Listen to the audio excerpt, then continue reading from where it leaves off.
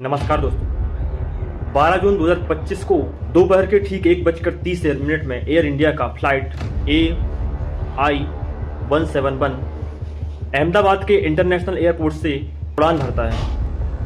वैसे तो इस एरोप्लेन को दोपहर के 1:10 में ही अपनी उड़ान भर लेनी चाहिए थी, लेकिन उस दिन ये एरोप्लेन थोड़ा सा डिले था, यानी लेट था। यहाँ पर इस्तेमाल किया जा रहा था बोइंग का 787 हवाई जहाज, जो कि इससे पहले ही उड़ान भर चुका था।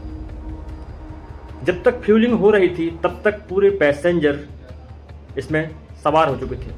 करीबन 242 पैसेंजर इस एरोप्लेन में सवार हो चुके थे। इस प्लेन की कमांड संभाले हुए थे कैप्टन सुमित सभरवाल, जिनको करीबन 8,200 आवर्स का फ्लाइंग एक्सपीरियंस था, और इनके साथ में एक को पायलट थे जिनका नाम था अलाइव कुंदर, जिनको करीबन 1100 आवर्स का फ्लाइट एक्सपीरियंस था।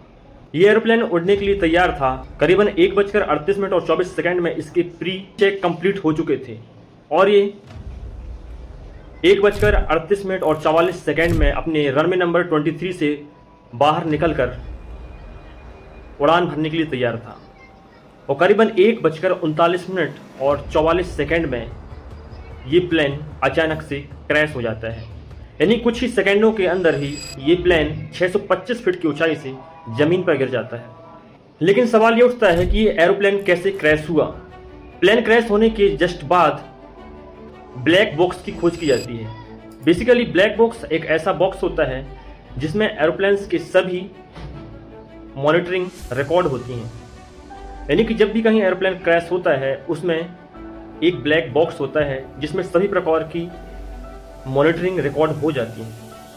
क्रैश होने के जस्ट 29 दिनों के बाद प्रीलिमिनरी रिपोर्ट पब्लिक की गई है, और इस रिपोर्ट में कुछ अजीब सी बातें सामने आई हैं जो कि शॉकिंग कर देने वाली है। 12 जून 2025 को ये फ्लाइट दिल्ली से अहमदाबाद की अपनी यात्रा कंप्लीट कर चुका था, और 12 जून 2025 को 11:17 में ये फ्लाइट दिल्ली से अहमदाबाद की अपनी यात्रा कंप्लीट कर चुका था, और बे 34 में पार्क होने के बाद वहाँ के क्रू ने एक शिकायत दर्ज की। ये शिकायत टैग लॉग में लिखी जाती है। इस शिकायत में क्या लिखा जाता है? शिकायत टैग लॉग में लिखी जाती है और इसे पायलट डिफीट रिपोर्ट भी कहा जाता है। इस रिपोर्ट में क्या लिखा था? इस रिपोर्ट में STAB, POS और XDCR लिखा था। बेसिकली ये शॉर्ट फॉर्म होता है। स्टेप का मतलब होता है स्टेबलाइजर, पॉज का मतलब होता है पोजीशन,